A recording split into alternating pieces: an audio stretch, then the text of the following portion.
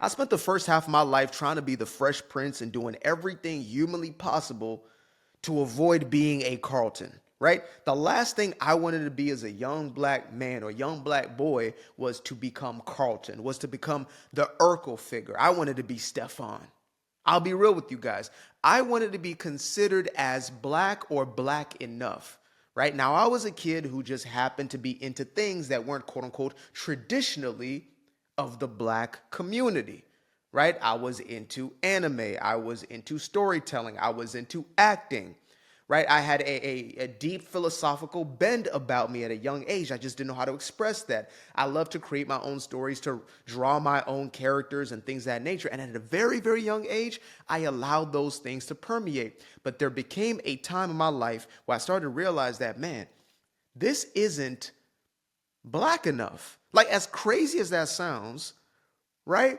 I had some sort of internal voice that was now beginning to activate, like a level of consciousness, self-awareness, where I was beginning to realize that the things that I'm into are actually separating me from the title of being black. And to be black meant to be cool. It meant to be accepted, especially in my own environment. I felt that the white kids around me would see me as weird, as an outsider, right? Because they love the Fresh Prince too. And God forbid the black kids would see me as a square, as a lame, and, possibly be the ones to bully me. And for a little bit of my life, that was the dynamic until I learned how to play the game. And I always say, one of the worst things that can happen to you as a youngster is that you want to be popular and you do everything that you can in order to become popular, and it actually works. When it works, you're damn near doomed from that very day.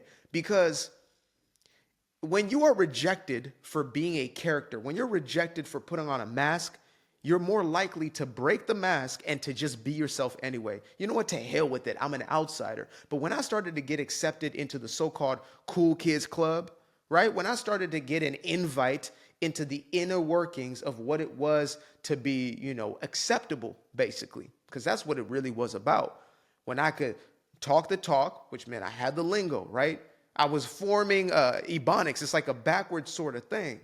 I was well spoken at a very young age, and then all of a sudden, I started to pick up, Ebonics. It has a whole new name, AACE or something. Like, they're creating all types of stuff. Now they're trying to accept it as, a language that is now taught in the education or the indoctrination system, but I digress. So I started to pick up the mannerisms, the way of being, the way of dressing, etc. I would literally put on the equivalent of a costume, and it was working. I guess maybe from my acting background, I was able to kind of be a chameleon. And again, when you start to put on a certain image, when you start to put on a certain persona, it's like a 6ix9ine, right? If anybody knows this dude, Tekashi 6ix9ine, who thankfully has fallen from so-called grace, who was putting on the caricature, the image of this hardened gangster, this thug, this whatever it is, even though he had Skittle-like hair, the rainbow hair, but he was able to play off this dynamic of I'm a thug, I'm a whatever it is, right? Surrounded by gang members, etc. He started to believe in that persona. And that's exactly what happened to me. I started to believe in that persona. When people started to see me as, man, this dude's cool, he's this. I would even have like other peers, parents, or at least, it was a situation. I won't say many of them, but one of my peers' mamas came up to me. She's like, man, you got this walk about you. And I had another who said, there's a swag that you have. And I saw that as the most endearing. I saw that as the highest compliment, right? To hell with being smart, intellectually competent, the fact that you're on academic scholarship at one of the best private schools, blah, blah, blah. I wasted all of that away just to get those compliments right there. Just to have my peers looking at me and seeing me as the Fresh Prince. I'm wearing my jacket inside out because I ain't like none of y'all. I ain't a square like none of y'all. And again, I'm now, especially in the high school years, I'm now surrounded by the very opposite of that dynamic. And so the contrast is stark, right? If I had just been a Carlton and maybe blended in a little bit, that would have been one thing. But I was the kid on campus who was now smoking dope, selling it. I was running around with all types of individuals, right? I avoided having that many relationships on campus, but instead, would associate myself with those who weren't in the private schools, etc. It was a part of the makeup. It was a part of the character, right? It's that I got homeboys from, this public school and this public school and this school, and we're running around doing certain things. I'm bringing them into the private school party section, and everybody's looking at us. We're somebody's.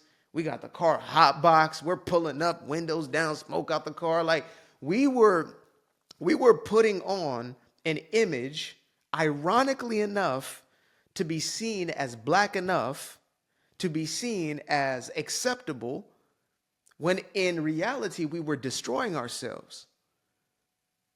That's the God honest truth. When you look at what it means to be so-called black enough, most of those behaviors are dysfunctional behaviors. Most of those behaviors are degenerate behaviors. When you see an individual who is trying to be black, what does that oftentimes look like to you? I'm not even trying to be controversial. I'm not trying to be offensive. What's the first images that pop up? Oh man, you're acting black. You're acting white. When somebody says you're acting white, it oftentimes is connotated to more positive things. Man, you talk white. What does that mean? It means you speak well oftentimes. It means you're able to express yourself through language, that you are well spoken, right? I don't know how people still find that sometimes as insulting. Oh, you're well spoken. Thank you. Thank you for that. Because I've done my best to weed myself out of that, again, black enough mentality. The God honest truth is it's not about blackness, but unfortunately, it has been connected to blackness to be, unable to communicate, unable to articulate yourself. You're unable to rationalize through things, so you're ready to fight, pounce on something. You have a mentality that is, fixated on violence, on popping off. Oh, see, that right there, that's real. What do we call real? As black folk, what does it mean to be real? It means you're ready to pop off on somebody. It means you're ready to cuss somebody out instead of being able to have conflict resolution. So that's white. I remember hearing things like, oh man, he got a mom and a dad. Like, that's some white shit right there.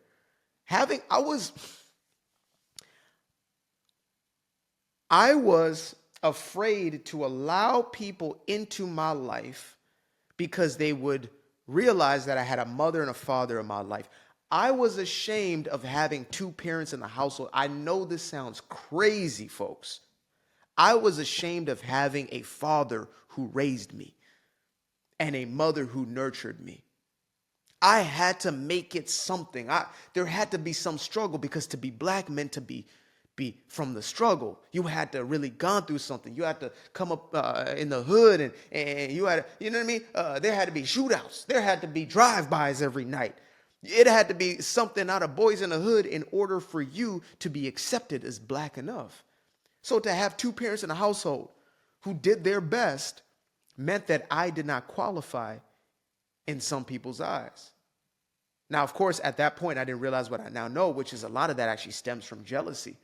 And so people who are trying to dog you for things that are actually blessings are really salty about your experience.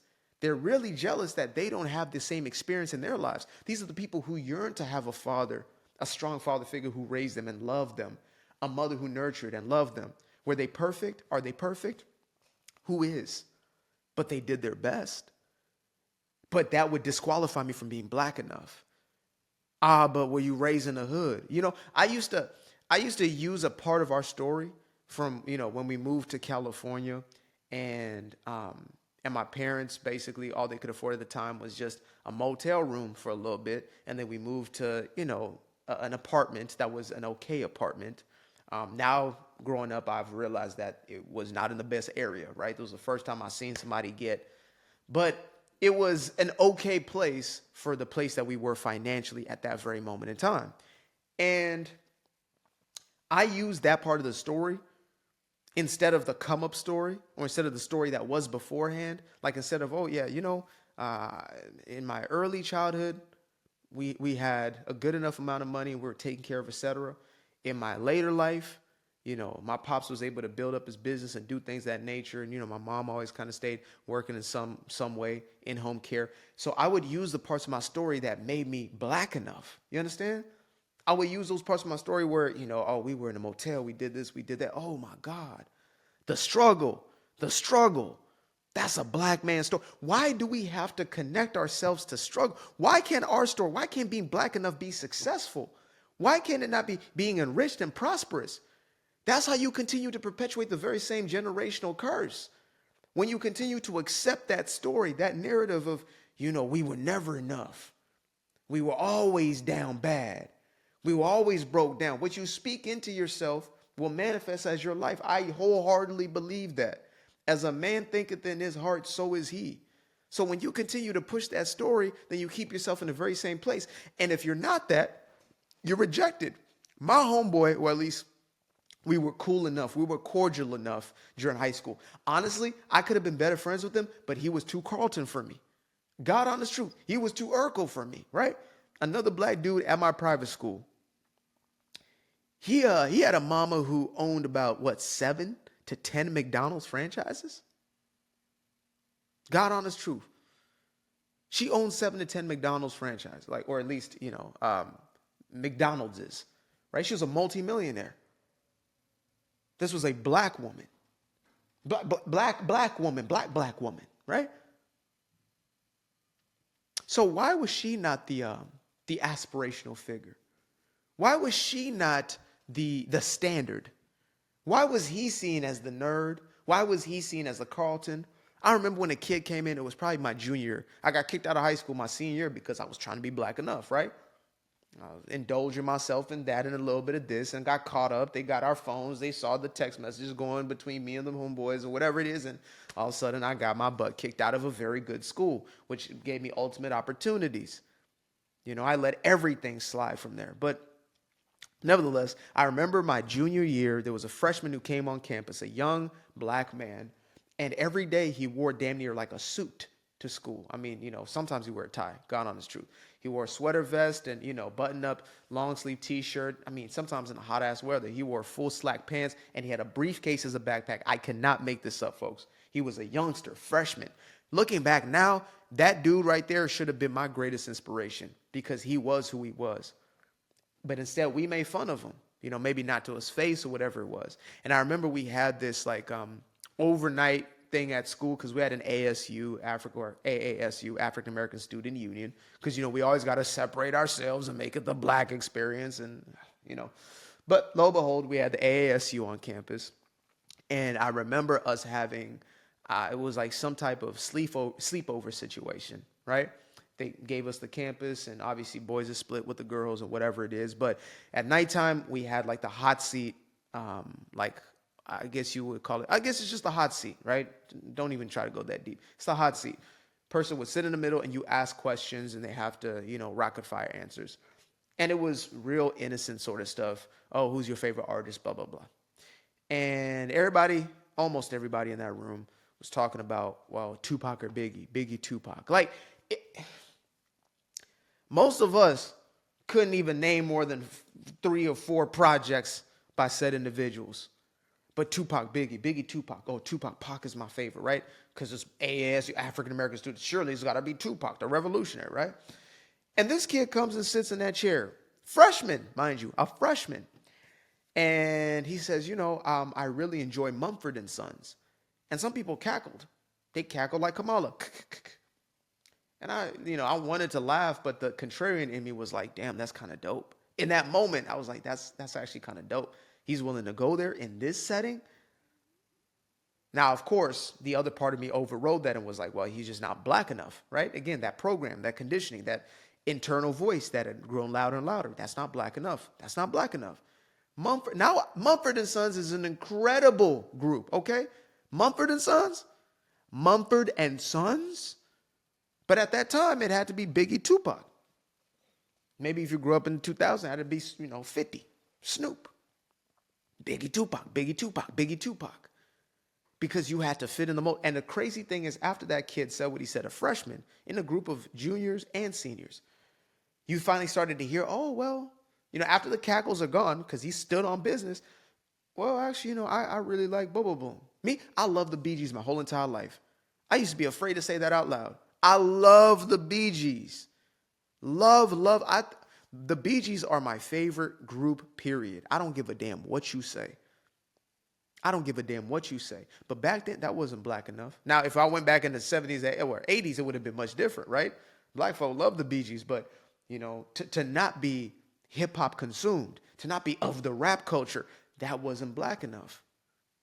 And so when I really started to unpack this, in the last maybe 5, almost 10-ish years, I guess you would say, subconsciously and then consciously, of identity, what it means to be black, etc., I started to realize that, man, a lot of the very same hurdles you put in your way, a lot of the things that stop you from being authentically you are in direct connection to this idea of what it means to be black and why you're so obsessed with it. And then I started to realize this is an identity that was given to you. Yes, you are melanated, beautiful. Yes, you look the way you look, beautiful. Your ancestry and your lineage is within your complexion. But if that matters, then why not the whole context? Because we're all mixed at some level. There are folks who are black as 11:59 p.m. And they got Spanish, Portuguese, Italian, all kinds of stuff in there. Because there was a time in history when we would just mix cultures, right? We weren't so racially focused. We weren't so racially centered. Unfortunately, the Democratic plantation in these United States has made sure that we stay racially focused. Everything is through the lens of race. But outside of that paradigm, we're just people. We are human beings first. We are the human race. There is no interracial dating. Shout out to whoever left this in my comments at one time or at one point. We are not interracially dated, maybe ethnocentrically or, different ethno backgrounds or whatever it may be. But we are all one race. It's the human race. So you're dating, you are marrying within your own race, the human race. It's not a damn porcupine. You understand me? That's another human being. And the moment we could start to see that and eradicate these ideas of black enough or you're too white. You're too white for the black kids, too black for the white. What the hell does that mean? I love seeing my little cousin who I thought was going to be bullied throughout high school. He's about, 10 years younger than me? We have the same birthday, February 14th. So I was born in 96. He would be born around 2006. When he went to high school, I was so afraid for bruh because I said, man, he's about to be bullied. He is like an artsy kid. He loves fashion. Like he has an emo kind of thing about him. Like he had this little, brand he was wanting to create before getting into high school, etc. And so I feared for him. Now I got to spend the last Christmas with him. And, he came over to the house or whatever it was.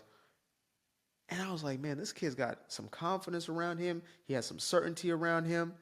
And he's dressed like, if you dress like this when I was in high school, bruh, you would get cooked. It was over for you.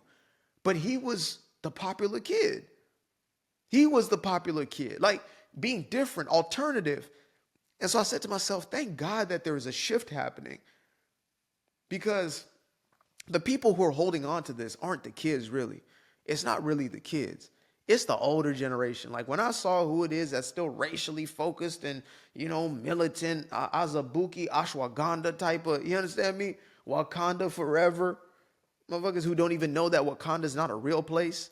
Those aren't the kiddos right now who are in this world that is just everybody's with everybody's. Everybody's cool with everybody's kicking this, whatever. It is what it is. Nobody's thinking about these things in the same way. But unfortunately, when you're exposed to a generation that's fixated, the race hustler generation, who is so fixated on race, the race grievance crowd, we can't move forward. And so we stay in the trap of black enough. And I promise you, and I say this today, and I say this until the day I leave this earth, there is no such thing as black enough. Because your identity is not your complexion, it is not melanin or any of those things. Your identity is within your humanity, period. I used to be afraid of the dark, place unknown like a heart in their heart. I used to see my life in the bar, now the kids unchained, every shackle is lost. 2 steps in the moonlight, 2-step in the daytime. You just know when it feel right. Got a feeling the time's not. See you through those shades that I just threw on. Through my lenses, you just can't do no wrong. I fell in love with myself again. fell in love with myself. I fell in love with the sunshine. I fell in love with the light. I fell in love with the full moon. I fell in love with the night. I can see the light again. I can see the light. You can see the life in him illuminate the night. I know the time is taking. A 3-6-5, that's a full rotation. I see you looking up, you know them constellations. Constantly gazing